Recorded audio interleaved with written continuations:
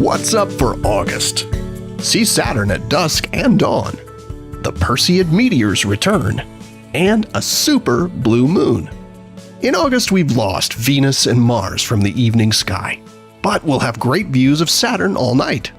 Saturn reaches opposition this month, meaning it's directly opposite the Sun as seen from Earth. Planets at opposition rise just after sunset and are visible until dawn, and it's when they appear at their biggest and brightest for the year. Look for the giant planet low in the eastern sky around 9 p.m. by mid-month, appearing a bit higher each evening as August continues.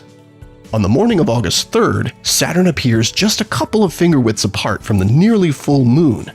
Find them in the west before sunrise. The moon then makes a nice pairing with the Pleiades star cluster on the morning of the 9th, with Jupiter hanging nearby. The moon then has a super close meetup with the reddish star Antares, brightest star in the constellation Scorpius, on the evening of August 24th. August brings one of the best-known annual meteor showers, the Perseids. And this year the stage is set for a good show, as the peak night, August 12th and into the 13th, is near the new moon. The meteors are bits of dust, most no larger than sand grains, that originate from comet Swift-Tuttle. Earth sweeps through the comet's debris trail every year about this same time, resulting in the annual shower. The radiant, the point in the sky where the meteors appear to originate, is toward the northeast, appearing in between the upside-down W of constellation Cassiopeia and bright star Capella. Observing the Perseids is easy. Just find yourself a safe, dark spot to lie down with your feet pointing roughly toward the northeast and look straight up. The best time to view them is between midnight and dawn as the radiant rises higher in the sky. Meteor activity likely will be at its greatest in the hour preceding dawn. Now, the crescent moon also rises in the couple of hours before dawn, but it's only about 7% illuminated, so it shouldn't pose a significant problem for viewing the meteors. You might also see a few meteors in the early morning hours during the week before and after the peak.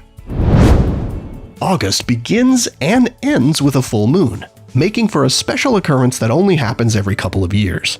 You see, a second full moon in a single calendar month is commonly called a blue moon. They happen every 2 to 3 years because the moon's monthly cycle is just a bit shorter than the average length of a month. So eventually a full moon will happen at the beginning of a month with enough days left for a complete lunar cycle. When that happens, we get a blue moon. But there's more. The August 30th blue moon is also a supermoon.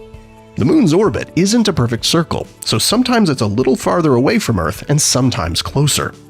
At its closest point, called perigee, it's 14% closer than at its farthest. About 3 to 4 times a year, the full moon phase happens to coincide with the moon reaching perigee, and we call that event a supermoon. While it technically appears a bit bigger and a tad brighter than the average full moon, the difference is not super noticeable to the eye.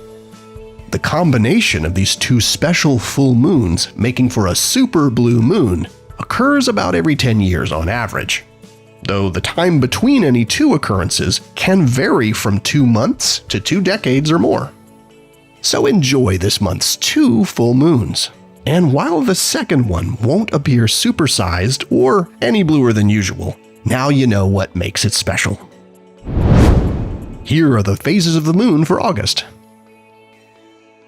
Stay up to date with all of NASA's missions to explore the solar system and beyond at nasa.gov.